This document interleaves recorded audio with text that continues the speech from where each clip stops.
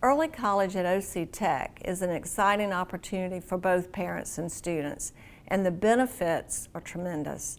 The first and most obvious is that a student is starting their college career while they're still in high school, and that in itself has many potential advantages.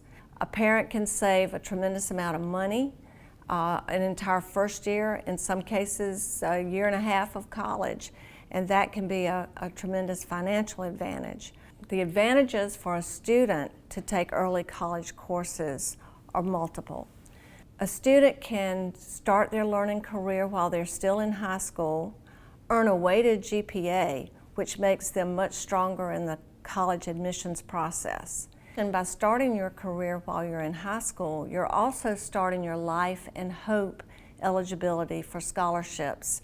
That means when the clock starts ticking on your first dual credit course, you're actually beginning your college career and you'll work towards keeping and maintaining that life and hope scholarship.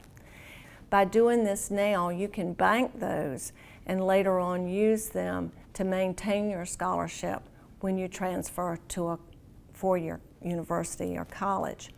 There are other advantages for participating in early college. Right now, we have great tuition opportunities, free tuition in many cases for university transfer as well as career and technical courses.